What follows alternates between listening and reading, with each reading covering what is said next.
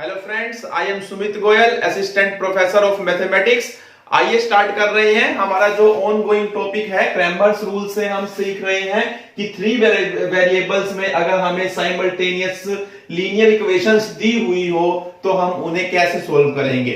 तो जो हमने लास्ट लेक्चर था हमारा, उसमें हमने सीखा था यूनिक सॉल्यूशन का केस हमने डिस्कस किया था, और आज हम डिस्कस करेंगे case of infinitely many solution and no solution. तो देखिए, अब यहां पर मैंने लिखा है, बाकी सारा वर्किंग रूल बिल्कुल सेम रहेगा। अगर हम डी निकालेंगे, क्योंकि आपको पता है जो हमारा यूनिक सॉल्यूशन के केस में स्टेप्स थे बिल्कुल वही सेम रहने वाले हैं।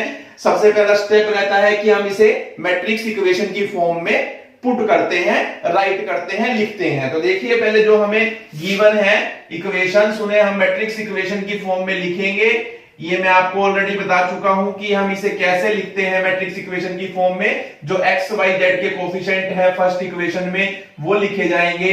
नेक्स्ट में जो एक्स वाई जेड के कोफिशिएंट सेकंड इक्वेशन में है वो लिखे जाएंगे। और उसके बाद जो हमारे नेक्स्ट इक्वेशन में है एक्स वाई जेड के कोफिशिएंट, एक्स का कोफिशिएंट 1 है, वाई का 3 है और जेड का 5 है। और उसके बाद जो वेरिएबल है वो एक कॉलम मैट्रिक्स में लिखे जाएंगे। और this is equal to what, जो राइट हैंड साइड पर हमें गिवन है 1 4 7। तो हम इस तरीके से मैट्रिक्स बना लेते हैं। मैट्रिक्स फॉर्म में हम अपनी इक्वेशंस है जो साइमल्टेनियस लीनियर इक्वेशंस है उन्हें रिप्रेजेंट कर देते हैं। तो अब उसके बाद हम निकालते हैं डी। डी कैसे निकलता है ये आपको पता है बहुत अच्छी तरह से। जो 1 1 1 1 2 3 और 1 3 5 जो हमारी मैट्रिक्स बनी है हम उसका डिटरमिनेंट निकालेंगे। फिर हम निकालेंगे D1।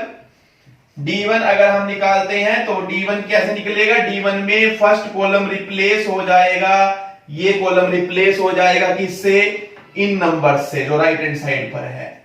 और D2 में क्या होगा, D2 में जो बीच वाला कॉलम है यानी कि D का सेकंड कॉलम रिप्लेस हो जाएगा इन नंबर से 1 4 7। और D3 जब मैं निकालूंगा तो क्या होगा, तो आपका रिप्लेस हो जाएगा थर्ड कॉलम D का इन नंबर से 1 4 7। अब बाकी जो दो कॉलम्स है वो सेम रहेंगे, जैसे यहां पर 1 2 3 1 3 5 ही रहेगा इसी का। अब जैसे अब इसको ही मैच करना है D2 से भी, देखिए ये कॉलम बदला है, ये सेम रहेगा आपका 1 3 5। अब ऐसे ही इसको इससे मैच कीजिए, थर्ड कॉलम चेंज हुआ है और फर्स्ट और सेकंड कॉलम बिल्कुल सेम रहेगा। अब आप इसको सोल्व करेंगे अगर, तो सोल्व करना आपको ऑलरेडी आता है, मैं आपको पहले ऑलरेडी बता चुका हूं कि किस तरीके से डिटरमिनेंट सोल्व किया जाता है। तो इसकी वैल्यू आपकी 0 आएगी, इसकी वैल्यू भी 0 आएगी, इसकी वैल्यू भी 0 आएगी और इसकी वैल्यू भी 0 आएगी। तो देखिए, जब D की वैल्यू 0 आती है तो उसके बाद हमारा सॉल्यूशन एग्जिस्ट कर भी सकता है और नहीं भी। तो अब अगर D 0 आ जाए और D1 D2 D3 में से कम कोई एक 0 ना हो, तो देखिए ये वाला केस जो मैं बता रहा हूं आपको, D 0 आ जाए और कम से कम D1 D2 D3 आपने निकाले, इनमें से कोई भी एक 0 ना हो, तो डेफिनेटली हम लिखेंगे हमारा नो सॉल्यूशन होगा, यानी कि हमारा सॉल्यूशन एग्जिस्ट ही नहीं करेगा। अब दूसरा केस है कि अगर D 0 हो, D1 D2 D3 सभी 0 हो, तब क्या होगा, तब हमारे इनफाइनाइटली मैनी सॉल्यूशन भी एग्जिस्ट कर सकते हैं और नो सॉल्यूशन भी एग्जिस्ट कर सकता है। ये ध्यान रखना है आपने। देखिए, इस केस में दोनों सॉल्यूशन एग्जिस्ट कर सकते हैं आपके। अब वो कैसे चलेंगे, वो हम क्वेश्चन को आगे जब सोल्व करेंगे तब हमें पता चलेगा। तो उसकी क्या प्रोसेस रहेगी, अभी हम यहां क्लेम नहीं कर सकते कि हमारा जो सॉल्यूशन आएगा वो नो सॉल्यूशन आएगा या इनफाइनाइटली मैनी सॉल्यूशन एग्जिस्ट करेंगे।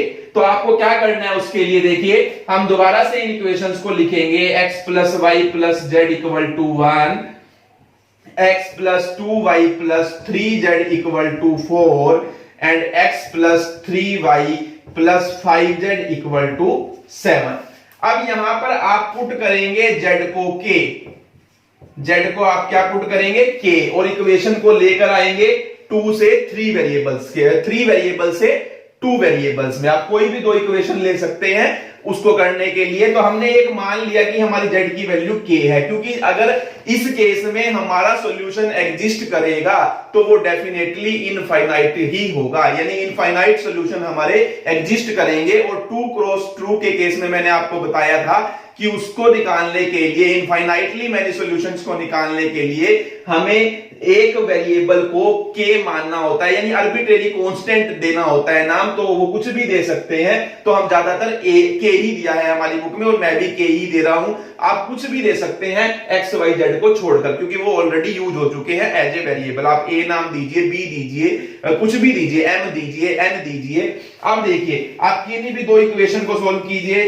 यहां से मैं फर्स्ट 2 इक्वेशंस ले रहा हूं, x प्लस वाई, और इक्वल किसके आ जाएगा, z को k पुट करूंगा तो ये देखिए 1 minus Z means 1 minus k। अब इसको लूंगा अगर मैं, x प्लस 2y लूंगा अगर मैं, तो यहां से आपका देखिए क्या आएगा 4 माइनस 3z, इसको मैं इधर लेकर जाऊंगा, यानी 3z मीन्स 3k, क्योंकि z की वैल्यू आपकी k है। अब आप इसको चेक कीजिए मैट्रिक इसी डिटरमिनेंट मेथड से ही कि इसका सॉल्यूशन एग्जिस्ट करता है या नहीं करता, और करता है तो क्या करेगा। तो अब देखिए अब यहां पर इनके लिए अब ये 2 क्रॉस 2 का मान लीजिए, अब ये आप पहले ही सीख कर आए हैं। इसमें अगर आप इसको मैट्रिक्स इक्वेशन की फॉर्म में पुट करते हैं तो ये आपका आता है 1 1 1 2, और यहां से आपका आ जाता है एक्स वाई, और यहां से आपका आ जाता है 1 माइनस के और 4 माइनस 3k।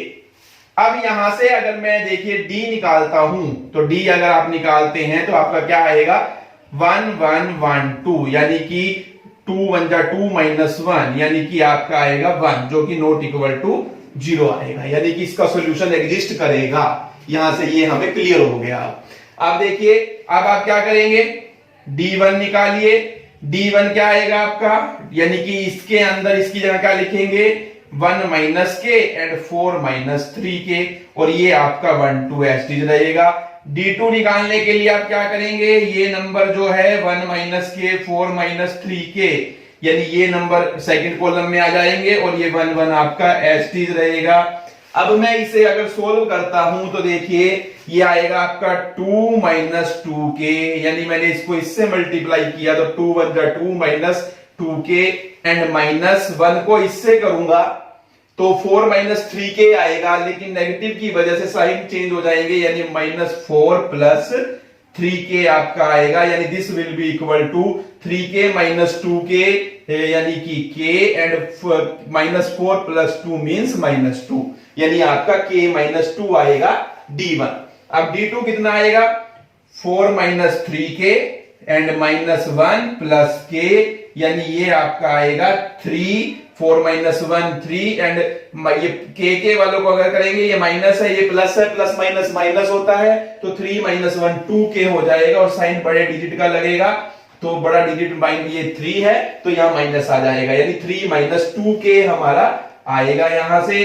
तो यानी कि आपकी x की वैल्यू देखिए क्या आएगी, x की वैल्यू आएगी d1 बाई डी, यानी कि आपकी वैल्यू आएगी k माइनस 2 बाई में d कितना है 1 है, तो 1 के बाई में करेंगे तो k माइनस 1 ही आना है, तो इसलिए हम k माइनस 1 हमारा सॉल्यूशन हुआ। और y की वैल्यू क्या होगी हमारी 3 माइनस 2k बाई 1, यानी कि ये कैसे आई है d2 बाई d1 कर आए, d2 बाई d कर आएगी, यानी कि 3 माइनस 2k। तो और x आप z क्या था आपका k, तो यानी कि देखिए जो x और y की वैल्यू है वो भी k पे डिपेंड है, और z को आपने k माना है, यानी हमारे क्या कर रहा है इनफाइनाइटली मैनी सॉल्यूशन एग्जिस्ट।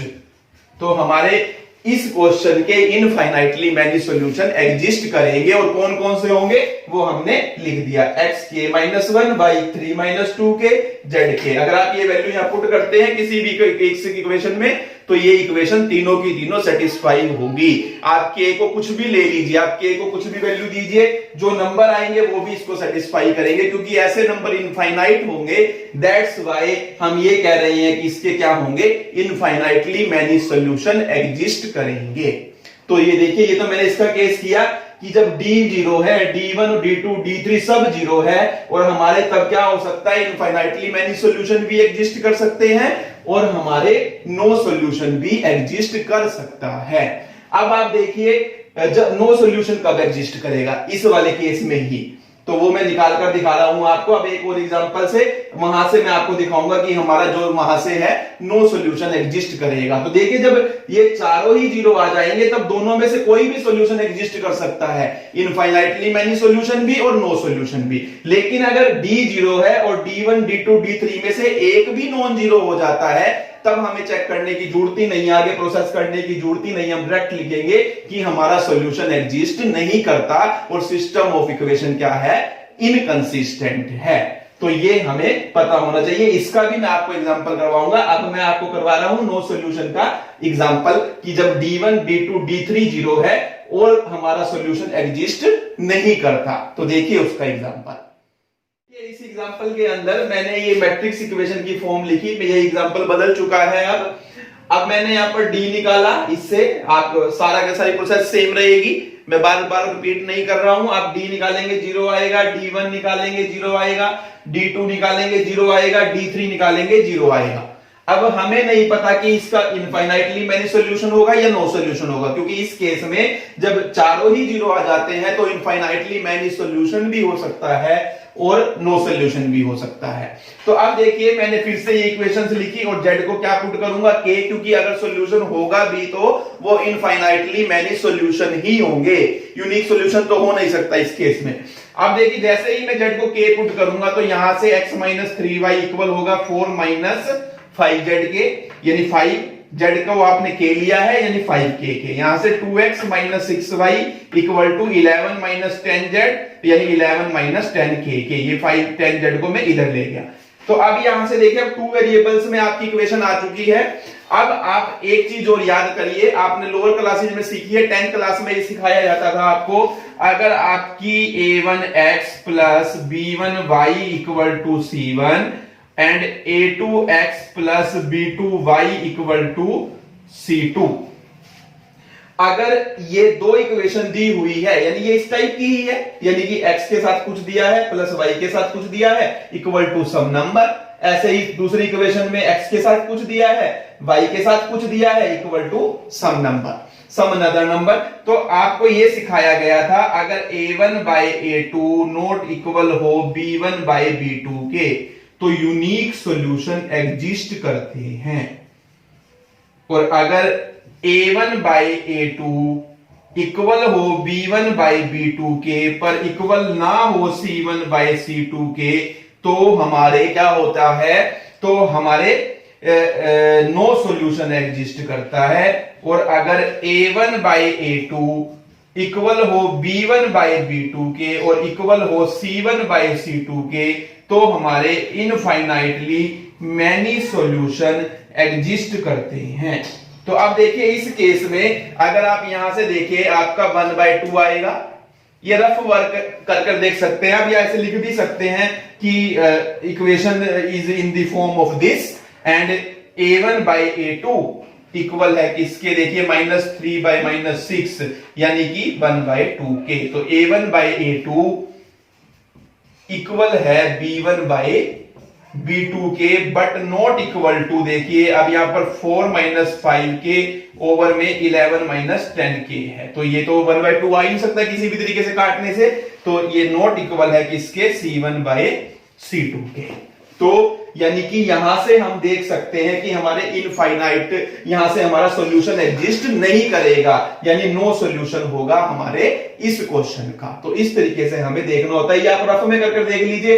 अगर नो सॉल्यूशन आ रहा है तब तो आप इस तरीके से ही लिखेंगे, अगर नो सॉल्यूशन नहीं आ रहा यानी इनफाइनाइट सॉल्यूशन आएंगे तो आप जो मैंने इससे पहले वाला क्वेश्चन करवाया है उस तरीके से आप डी भी निकालेंगे, D1 भी निकालेंगे, D2 भी निकालेंगे और आपकी वैल्यू आएगी x की और y की इन फॉर्म ऑफ k, और z को आपने k सपोज किया हुआ है। तो अब यहां पर अल्टीमेटली आप कैसे लिखेंगे प्रॉपर वे से, तो वो मैं आपको लिख के दिखा रहा हूं। आप ये लिखेंगे दिस इज इक्विवेलेंट टू, आप ऐसे लिखेंगे this is equivalent to a1x plus b1y equal to c1, a2x plus b2y equal to C2 और उसके बाद ये तो रफ में आपने कर देख लिया, आप बस डायरेक्ट ये लिखेंगे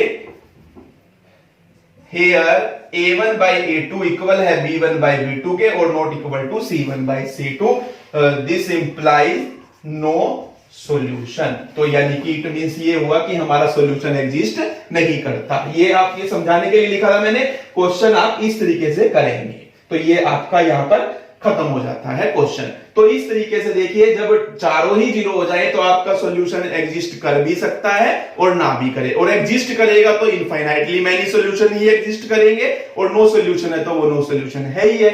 और ये वाला केस और करने जा रहे हैं हम। इसका एग्जांपल और मैं आपको करवा रहा हूं, जब D 0 होगा और D1, D2, D3 में से कोई भी एक या दो या तीनों ही नॉन जीरो हो तो हम ये कहते हैं कि हमारा सॉल्यूशन एग्जिस्ट नहीं करता। तो उसका भी एग्जांपल मैं आपको करवाने जा रहा हूं। तो देखिए इस एग्जांपल में देखिए फिर से हम मैट्रिक्स इक्वेशन की फॉर्म में पुट करेंगे इसे। आपको आता है 2 - 1 1, यहां से 1 3 2 3 2 3, ये XYZ और ये राइट हैंड साइड पर है आपका 4 12 10। आप D फाइंड आउट करेंगे, D आपका आ जाएगा 2 1 3 -1 3 2 1 2 3, ये आप निकालेंगे। D1 D1 निकालने के लिए यहां पर ये रिप्लेस होगा 4 12 और 10 से, यहां 4 12 और 10 से सेकंड कॉलम और यहां पर 4 12 और 10 से थर्ड कॉलम, बाकी कॉलम सेम रहेंगे, यानी -1 3 2 1 2 3 D के, ये बार बार मैं फोकस करना आपने, D के सेम रहेंगे। D वाले को लिखना है आपने, कभी कंफ्यूज नहीं होना, कभी ऊपर वालों को उठाकर लिख दो आप देखिए यहां से D के कॉलम लिख रहे हैं हम 2 1 3 -1 3 2। अगर आप इसको निकालते हैं तो 0 आएगा, इसे आप निकालते हैं तो 30 आएगा, यानी कि नॉट इक्वल टू 0। मैं आपको निकाल कर नहीं दिखा रहा हूं, अब ऐसे ही आप इसको निकाल कर देख लेते हैं क्योंकि बुक में ये निकाला नहीं हुआ। अब देखिए अब यहाँ पर आपने क्या किया हुआ है, D देखा 0 आ गया, D1 नॉट इक्वल टू 0 आया, आप यही छोड़ सकते हैं क्वेश्चन को वैसे तो, लेकिन D2 D3 भी आप निकाल लेते हैं तो अच्छी बात है, वो भी देख लेते हैं वो 0 कौन सा है और 0 कौन सा नहीं आ रहा है, क्योंकि हमारा काम तो यहीं से हो गया। तो क्योंकि ये कहता है कि अगर D 0 है और D1 D2 D3 में से एक भी 0 नहीं आया तो इट मींस नो सॉल्यूशन होगा हमारे क्वेश्चन का। तो आप क्वेश्चन को यहीं छोड़ सकते हैं, और अगर आप आगे करना चाहे तो कर भी सकते हैं। तो उसमें से कोई 0 आएगा और कोई 0 नहीं आएगा, हो सकता है दोनों 0 आ जाए अगले वाले, हो सकता है दोनों 0 ना आए, तो वो आप खुद कर देख लेंगे। मैं नहीं ये करवा रहा हूं कि ये 0 आएंगे या नहीं आएंगे, तो आप जो भी आएंगे, अब ये तो डिसाइड यहीं से हो गया था कि हमारा नो सॉल्यूशन है इस क्वेश्चन का, यानी कि कोई सॉल्यूशन एग्जिस्ट नहीं करता। तो आप D2 D3 को निकालना चाहे निकाल भी सकते हैं, और आप एस्केप करना चाहे तो एस्केप भी कर सकते हैं। दोनों ही कंडीशंस में आपका क्वेश्चन ठीक माना जाएगा। तो आप यहाँ पर सारे निकालने के बाद भी लिख सकते हैं नो सॉल्यूशन, क्योंकि D 0 आया है और कम से कम कोई एक जो है वो 0 नहीं आना चाहिए। तो मान लीजिए D1 0 आ जाता और D2 0 नहीं आता, तब वहां छोड़ देते क्वेश्चन को, क्योंकि वो तो 0 आया ना, अभी हमको पता ही नहीं था अभी अगले वाला 0 आएगा या नहीं आएगा। 0 आ गया तो अगले स्टेप पे जाना पड़ेगा, क्योंकि फिर हम ये वाली केस में चल रहे हैं, जब तक कि नॉट इक्वल टू 0 नहीं आता। तो इस तरीके से हमें क्वेश्चन को करना है।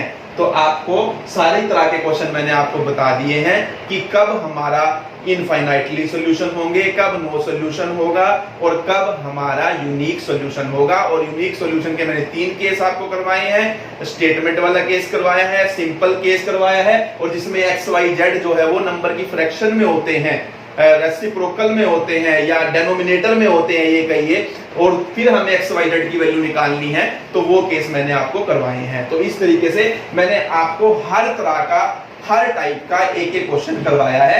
आप पहले इन्हीं क्वेश्चंस को सुनिए, फिर इसी को कीजिए, फिर एग्जांपल्स कीजिए, फिर एक्सरसाइज के क्वेश्चन कीजिए। आप 100% कर पाएंगे क्वेश्चंस को, और ये बहुत इंपॉर्टेंट टॉपिक है by view point of examination.